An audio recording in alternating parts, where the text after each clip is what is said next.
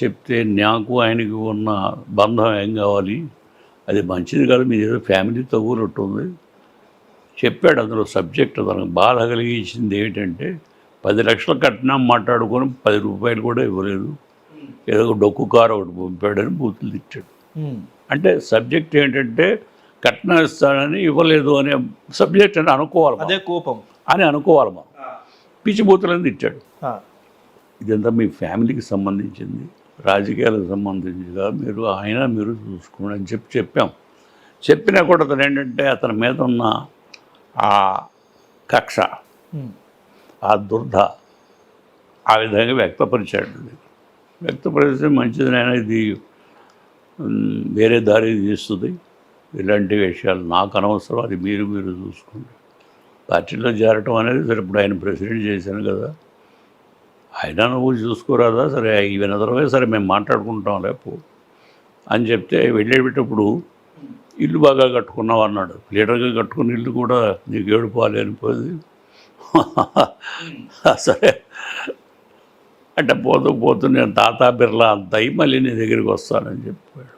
Challenge చేశారు. అతని ఉద్దేశం అదనమాట, కన్నా వేసి రాజకీయాల్లో కన్నాలు వేసి తాతా బిర్లా అంతా ఏడ్చి రావా అంటే ఈ యంగ్స్టర్స్ ఎలా వస్తున్నారో ఆలోచన చెప్తారు. అంబిషన్ ఏంటి, టు బికమ్ తాతా బిర్లా. తాతా బిర్లా దేశానికి ఎంత సేవ చేసి ఎన్ని కనిపెట్టి పైకి వచ్చారు వాళ్ళు, అది కాదు వాడెంత అవ్వాలి. అంటే స్టార్టింగ్ అంటే చంద్రబాబు నాయుడు గారిని చేర్చుకోవడం మీకు కానీ ఎన్టీ రామారావు గారికి ఇష్టమేనా సార్? అసలు ఇష్టం లేదు, మానసికంగా ఇష్టత లేదు. ఎందుకంటే ఇతను చాలా యాంబిషియస్ మ్యాను, తగులై పెడతాడు, ఇతను సరిగ్గా నడవనివ్వడు అనే భావన నాకు ఉంది, అతనికి కూడా ఉంది, రామారావు గారి బిగినింగ్లో ఉంది. కానీ తర్వాత కుమార్తె దీంతో వంగిపోయాడు. కుమార్తె డెలివరీ గాను నువ్వు అతను అల్లుడిని చేర్చుకోకపోతే ఆయన పట్టుపట్టేటప్పటికి మారిపోయాడు. అట్లా బిగినింగ్లో లేదు, బిగినింగ్లో అసలు అయితే సబ్జెక్టే లేదు. కాకపోతే ఒకసారి నేను ఆయన తిరుపతిలో టూర్ చేస్తున్నప్పుడు ఆ దైవ దర్శనం చేసుకుని కింద పెడుతుంటే ఇద్దరం కలిసి మన ఇద్దరం గాలిపటాల్లో తిరుగుతున్నాం, ఆడొచ్చి చూసుకుంటే పోతుంది కదా, బాగా ఉంటుంది కదా అని ఒక మాట అప్పుడు ఆలోచన వచ్చింది అతనికి ఉనే టూర్ చేస్తున్నప్పుడు ఒక మాట. అదే కానీ దాన్ని ఇన్సిస్ట్ చేయటం కానీ ఫాలో అవటం కానీ ఏం లేదు. నాకు తెలియకుండా చాటుగా ఇతను కొన్ని సీట్లు చిత్తూరులో ఇప్పించుకున్నాడు మామని పట్టుకుని, ఏదో వస్తూ ఉంటాడు చంద్రబాబు నాయుడు గారు, కొన్ని సీట్లు ఇప్పించుకున్నాడు. ఇతను ఓడిపోయాడు. అయితే వీకెట్ అని పెట్టినవాడు వాడు బాగా గెలిచాడు ఇతని మీద. ఇతను ఒక గెలిచిన ఆయన్ని పట్టుకుని వాడు నేను ఖాళీ చేయి, నీకు పలానా చైర్మన్ చేస్తాను, డబ్బు ఇప్పిస్తాను, అది ఇది అతను అంటే ఏదో పడ్డట్టు చెప్తారు వాళ్ళు. అయితే వాడేమో నేను రిజైన్ చేయను, రిజైన్ చేస్తే వాడి తమ్ముడిని ఏదో చేసేసి, తమ్ముడు అనను ఎక్కడ కనపడకుండా చేసి, ఎవరు చంద్రబాబు నాయుడు గారి తమ్ముడిని కంటెస్ట్ అలాంటి దుర్మార్గాలు చేశాడు అప్పటికి. సరే ఇతను మంచిది కాదు, ఇతను తొందరపాటు మహా ఉధృతంగా స్పీడ్గా ఉన్నాడు, ఏదో అయిపోవాలని మమ్మల్ని ఇద్దరిని కొట్టేసి అతను ముఖ్యమంత్రి అయిపోవాలనే భావం బిగినింగ్ నుంచి ఉంది అతనికి. కనుక కానీ ఇక్కడ ఏంటంటే సార్, ఇప్పుడు ఆ రోజు చంద్రబాబు నాయుడు గారు పార్టీ పగ్గాలు చేపట్టకపోతే లక్ష్మీ పార్వతి గారు పార్టీ పగ్గాలు చేపట్టేది, లక్ష్మీ పార్వతి గారు ముఖ్యమంత్రి అవ్వాలనే ఒక ఆకాంక్ష ఆమెలో ఉంది అని చెప్పేసి అట్లా ప్రచారం చేసుకున్నారు. ఈనాడు పేపర్ కావాలని చేసి అది ఆ అమ్మాయిగా అలాంటి అవకాశం అతను ఎందుకు ఇస్తాడు? రామారావు చాలా స్వార్థపరుడు, చాలా స్వార్థపరుడు. నేను, నా బిడ్డలు, నా ఆస్తి అలాంటి మనిషి ఇంకోడకే ఇస్తాడా? అలాంటి పని పిచ్చి. వీళ్ళు ఏంటంటే అలానే ఆ మీద దోసేస్తే ఇతని మీద ఆ పాపం మోదని చెప్పని కావాలని ఈనాడు వీళ్ళు కలిసి చేసింది కదా. రామోజీరావు గారు కూడా ఇందులో ముఖ్య, రామోజీరావు చంద్రబాబు కలిసి చేసింది కదా. అందుకనే అది చేస్తున్నప్పుడు అప్పుడు నేను క్యాబినెట్లో నుంచి బయటకు వచ్చేసే కదా, శ్రీశైలం వెళ్ళాము నా భార్య, నేను అప్పుడు నా భార్య ఉంది, ఇద్దరు వెళ్ళి పూజ చేసుకోవడానికి పోయి ఆ దైవ దర్శనం చేసుకుని గెస్ట్ హౌస్కి వస్తుంటే ఎవరో వచ్చి స్వామివారు వచ్చారు ఇక్కడికి, మిమ్మల్ని రమ్మంటున్నారు. ఏ స్వామివారు? కంచి స్వామివారు. నాకు తెలియదు. కంచి స్వామివారిని పట్టుకుని మీడియేట్ చేయమని అడిగాడు ఈయన రామారావు. ఆయన అక్కడికి వచ్చాడు కారు వేసుకుని.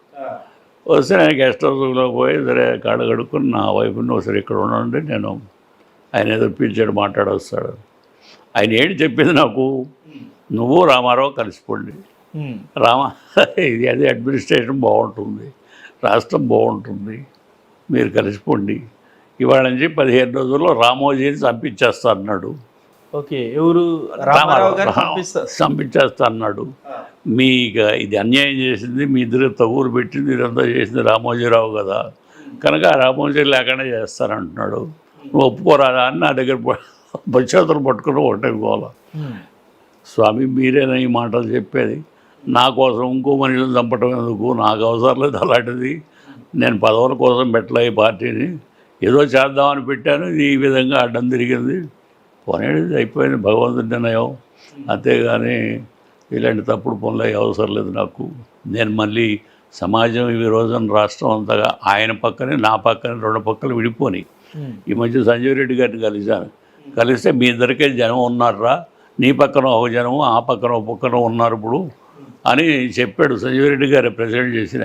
కనుక ఇవన్నీ కూడా నేను అలా మళ్ళీ తప్పుడు అడుగేసి మీతో మీ ద్వారా మళ్ళీ అతనితో కలిసి అది సాధ్యపడదు అని చెప్పి. సో ఇక్కడ లక్ష్మీ పార్వతి గారిది అయితే ఎలాంటి పాత్ర లేదు, జస్ట్ ఆమె చెప్పుకున్నట్టు సేవ చేయడానికి వచ్చి ఆత్మకథ రాయడం అంతేనా?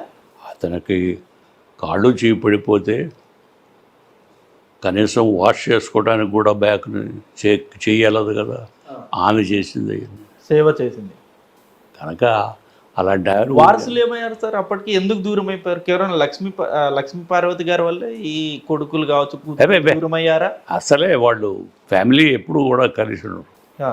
పిల్లలను దూరంగా ఈయన రాజు అన్నట్టు ఆ పిల్లలు ఏదో దూరంగా అంతా ఆ స్టైల్ అనమాట. ఆ స్టైల్ గౌరవంగానే మాట్లాడతాడు పిల్లల్ని, కానీ ఆ ఎఫినిటీ లేదు, ఎఫెక్షన్ లేదు పిల్లలు, ఆ ఎఫినిటీ లేదు, ఎఫెక్షన్ లేదు. అది సినిమా ఫీల్డ్ కదా, పొద్దున్నే వెళ్ళి రాత్రి దాకా ఆ గోళ అందులో పడి వస్తారు, వాళ్ళకి వీళ్ళకి కనెక్షనే లేదు. ఎందుకని మరి ఆ చివరి క్షణాల్లో మీరు అన్నట్టు ఇందాక ఆ దీనమైన స్థితిలో కూడా ఎందుకు వారసులు కొడుకులు కానీ కూతుర్లు కానీ లేదు? కక్ష, మమ్మల్ని ఇట్లా చేశాడు కదా అని అక్కడ కక్ష, కోపం. అడక కరెక్షన్ ఉండదు కదా, అసలు అభిప్రాయం అభిమానం లేనే లేదు కదా, లేనే లేదు. కానీ ఇప్పుడు చూస్తూ ఉంటే చాలా అభిమానం ప్రేమ. అదంతా బొమ్మలకి, నిజమైన మనిషికి చేయరు, బొమ్మలకు చేస్తారు, పబ్లిక్ దగ్గర లాక్కుంటారు. సినిమా ఇప్పుడు వీళ్ళు చేసేదంతా డ్రామా అంటారు, అంతా డ్రామా, సినిమాటిక్ అప్రోచ్. అంతేగాని వాళ్ళకి ఒరిజినల్ ప్రేమ అది. ఆయన ఏదో కాల్చించాడు పోయే రోజు ఆ బొగ్గు రాసుకోవడం, కాసేపు ఉపన్యాసాలు ఇవ్వటం, దానికి పనికి వస్తారు. అంతేగాని ఆయనతో స్వయంగా మాట్లాడి సంప్రదించిన పనులు ఎక్కడ నేనెప్పుడూ చూడలేదు. కొడుకులు కానీ కూతుర్లు కానీ మాట్లాడింది లేదు. గౌరవంగానే మాట్లాడతాడు వాళ్ళు, కానీ వాడు మాత్రం బెదిరి ఎక్కడెక్కడో ఉంటారు, దాక్కుని కోడి పిల్లలు ఎలకి పిల్లలు దాక్కున్నట్టు ఎక్కడో దాక్కున్నట్టు. ఎందుకు అంత భయం? ఏంటో ఆ సినిమాలో వచ్చిందో మరి ఆయన నైజమో మనకు తెలియదు అట్లా. సో ఇప్పుడు వాళ్ళకైతే అప్పటికి ఆస్తులు అవన్నీ ఇచ్చేసారు. ఏ ఆస్తులు? అది కూడా హంబక్ అండి, అబద్ధాలు చెప్తుంటారు. ఏం ఆస్తులు సంపాదించారంట? ఆస్తులు ఏం లేవంట. అప్పుడు ఎంతండి సినిమాకి? 5,000 10,000 మ్యాక్సిమం ఇచ్చేవాడు సినిమాలో హీరోకి. తర్వాత 1,00,000 రూపాయలు ఇస్తే పెద్దగాను, ఆ జమన్కి 1,00,000 రూపాయలే ఇచ్చేవాళ్ళు నాకు సినిమాకి. ఇవన్నీ ఊరిని బయట చెప్పుకుంటూ ఉంటారు. రామారావుకి లాస్ట్లో ఎంత ఇచ్చారు? 1 కోటి రూపాయలు ఇచ్చారు ఒక సినిమాలో, ఒకటే కోటి. ఇప్పుడు పిల్లగాడు 25 కోట్లు 50 కోట్లు 100 కోట్లు చెప్పుకుంటూ ఉంటారు. కనుక ఎంత హంబక్ అనమాట ఇదంతా. ఏం సంపాదించాడు? మీరు మన చేస్తా ఈయనకి 14 ఎకరాలకు 18 ఎకరాలు అక్కడెక్కడ ఉంది. అది అక్కడ సికింద్రాబాద్ దగ్గర, అదేదో మన నాచారం. మళ్ళీ ఇక్కడ రామకృష్ణ స్టూడియో, ఇక్కడ థియేటర్, ఈ రెండే పెంటయ్య అని ఇక్కడ ఒక తెలంగాణ ఆయన కొనిపెట్టి ఇచ్చాడు. అవి పాపం డబ్బులు కొద్ది డబ్బు తెచ్చేసి కొనిపెట్టి ఇచ్చాడు.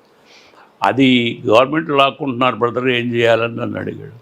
అడిగితే అక్కడ స్టూడియో పెట్టుకో, స్టూడియోని పెట్టుకో, స్టూడియో ఉంటే లాక్కోరంటే స్టూడియో పెట్టాడు అక్కడ. ఆయనకి అదే ఉంది అక్కడ.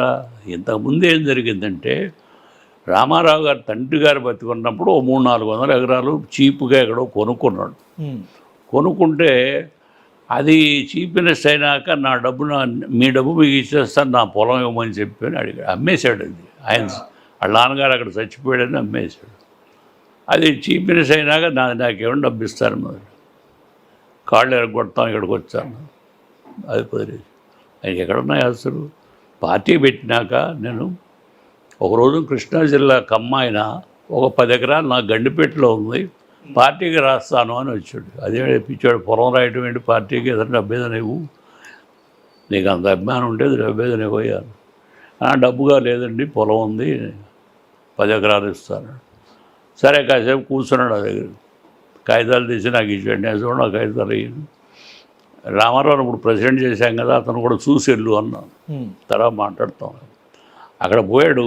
ఈయన ఎన్ని చెప్పినాక ఆ కాగితాలు రాగేసుకొని రాయించేసుకుని గడ్డిపేటలో 10 ఎకరాలు అది అనమాట. ఓకే, పార్టీకి పెడతా, పార్టీకి కాకుండా పార్టీకి ఇచ్చిన పొలాన్ని ఆయన రాగేసుకుని ఆయన రాయించుకున్నాడు. రామారావు గారి పేరు మీద రాయించేసుకున్నాడు. అది అయింది ఆ 10 ఎకరాలు. అది అక్కడ ఒక గుడిసె వేసుకుని అక్కడ గుడిసెని అదేని ఏదో పిచ్చుకోవాలి, ఇదంతా సినిమాలు కావాలి అట్లా. అది ఎక్కడ ఉన్నాయి పొలాలు, ఓకే ఎక్కడ ఉన్నాయి. సో ఇప్పుడు నేను రీసెంట్లీ తీగల కృష్ణారెడ్డి గారు ఉన్నారు కదా సార్, మంచోడు, ఆయన్ని ఇంటర్వ్యూ చేశాను సార్. ఆయన చాలా విషయాలు చెప్పారు. పిచ్చి అభిమాని అతను, పిచ్చి అభిమాని రామారావు గారు అంటే ఏం చెప్పినా ఇక అతను వినడు. అతను చెప్పిన దూరంలోనే పోతూ ఉంటాడు. పిచ్చి అభిమాని. ఇప్పుడు ఇది వైస్రాయ్ హోటల్ ఎపిసోడ్ మొత్తం ఆయన ఒక వర్షన్లో చెప్పారు. ఆయన ఉంటాడు అందులో, నాకు తెలియదు. అందులో కూడా కీలకమైన వ్యక్తి తీగల కృష్ణారెడ్డి గారు. నాకు తెలియదు, కానీ ఆయనకి తెలుసు అని నేను. ఆయన చెప్పింది నిజం అనుకోవచ్చు. కానీ ఆయన చెప్పింది ఏంటంటే సార్, అక్కడ చెప్పులు విసిరిన సంఘటన ఏదైతే ఉందో అది రామారావు గారి మీద కాదు, అదే కారులో వస్తున్న లక్ష్మీ పార్వతి గారి మీద కోపంతో వేశారండి. ఇప్పుడు కారులో భార్యాభర్తలు వస్తున్నారు, చెప్పి విసిరేశారు. ఆయనకి కాదు ఈయనకి అని చెప్పి మనకేం తెలుసు, ఎవరికి వేశారో మనకు తెలియదు. ఏం జరిగింది సార్ ఎపిసోడ్? నాకు తెలియదు కదా, నేను లేను కదా. నాకు ఆడియో చెప్పిన మాటలు బట్టి చెప్పటమే. కానీ అది ఏమిటంటే ఈ రామోజీ అప్పటికే అతను దించేసారు, కక్ష కట్టి చంద్రబాబుని లేవగొట్టి తను లండన్ వెళ్ళినప్పుడు ఇక్కడ కొన్ని లిక్కర్ కేసులు అయ్యి కొన్ని డబ్బులు తీసుకుని రామారావు పార్టీ కోసం శాంక్షన్ చేశాడు. అవన్నీ పేపర్లో ప్రచురించారు. ఇతను లండన్ వెళ్ళాక అతని ఇమేజ్ని పడగొట్టాలని. చంద్రబాబు ఉన్నాడు, అందులో రామోజీ ఉన్నాడు. అవన్నీ రాసి ఇవన్నీ చేసి అతన్ని చేయాలని రెడీ చేసి 10 మంది ఎమ్మెల్యేలు అక్కడ ఉంటే 100 మంది అయ్యారని, 20 మంది అక్కడ ఉంటే 200 అయ్యారని ఇట్లా ప్రచారం మొదలెట్టాడు.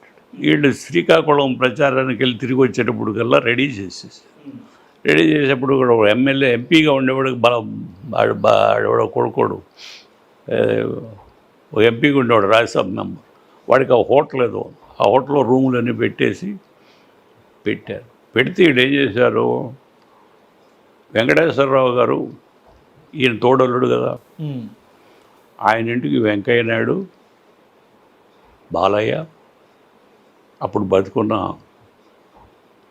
బ్రదరు, వీళ్ళంతా కలిసి వెళ్ళి మీరు కూడా రండి, మీకు డిప్యూటీ చీఫ్ మినిస్టర్ ఇస్తాం, మీరు కూడా మాలో చేరండి అని చెప్పి చేర్చుకుని అతను అక్కడ తీసుకెళ్తే అతను చూస్తే అక్కడ 15 మందో 14 మంది ఎమ్మెల్యేలు ఉన్నారు. అతను భయపడి ఇదేంటి ఇక్కడ 14 మంది ఉన్నారు, అంతా ఇక్కడే ఉన్నారు, అంతా అయిపోయిందని చెప్తున్నారు, ఎన్ని అబద్ధాలు చెప్తున్నారని అతను రామోజీ దగ్గరికి పోయాడు. రామోజీ దగ్గరికి పోతే రామోజీ ఇవన్నీ ఇతను అడిగితే నీకు తెలియదులేపో అని ఎడగొట్టేశాడు. సో ఈ ప్లాన్ అంతా, స్కీమ్ అంతా రామోజీ, చంద్రబాబు, వాళ్ళిద్దరు, వెంకయ్య నాయుడు వీళ్ళంతా కలిసి చేశారు. సో ఇక్కడ ఈ ఎపిసోడ్లో వెంకయ్య నాయుడు గారు కూడా ఉన్నారు. చాలా రోలు. ఓకే, వెళ్ళాడుగా వెంకటేశ్వరరావు ఇంటికి వెళ్ళి డిప్యూటీ చీఫ్ మినిస్టర్కు అందరూ కలిసి తోసేద్దాం అని వెళ్ళాడు కదా, ఉన్నాడుగా. ఓకే, లేదని చెప్పను, ఉన్నాడుగా అక్కడ. ఆ చనిపోయిన అతను కూడా ఉన్నాడు, అతని పేరేంది, ఎవరు సార్? రామారావు కొడుకు ఆయన హరికృష్ణ. హరికృష్ణ, వాడు కూడా ఉన్నాడు, వాడు బాలయ్య అందరూ ఉన్నారు. పోయి తోసేద్దాం ఆయన్ని, ఇక లాభం లేదు, దానికి ఇచ్చేస్తాడు అట్టగిట్టగానే ఒక అతనికి ఇచ్చేస్తాడు అనేది చంద్రబాబు లేపింది అనమాట భయ. హిట్ టీవీ యాప్, ఇందులో short news, live news, entertainment shows, movies, digital magazines తో పాటు మీ జిల్లా వార్తలను కూడా ఫ్రీగా చూడొచ్చు. ఇంకెందుకు ఆలస్యం, వెంటనే హిట్ టీవీ యాప్ ని డౌన్లోడ్ చేసుకుని ఫ్రీగా ఎంటర్టైన్మెంట్ పొందండి. Hit TV app. Hit TV app. Please download Hit TV app. Hit TV యాప్ని ఫ్రీగా డౌన్లోడ్ చేసుకొని ఎంజాయ్ చేయండి. మీకు నచ్చిన ఎంటర్టైన్మెంట్ కోసం హిట్ టీవీ యాప్ ని ఫ్రీగా డౌన్లోడ్ చేసుకుని ఎంజాయ్ చేయండి. హిట్ టీవీ యాప్ని డౌన్లోడ్ చేసుకుని ఆస్వాదించండి, ఆశీర్వదించండి. ఇంతమంది సెలబ్రిటీలు హిట్ టీవీ యాప్ ని డౌన్లోడ్ చేసుకోండి అని చెప్తున్నారంటే ఎంత మంచి యాప్ ఆలోచించండి. అమెరికా అమెరికా అమెరికా అమెరికాలో చదవాలనుకునే వాళ్ళకి విశ్వసనీయమైన పేరు మన శౌర్య కన్సల్టెన్సీ. UK లో 1 year masters, UK లో 1 year masters, 2 years work permit up to 5 years visa. Contact Saurya Consultancy. Contact 89851 89851.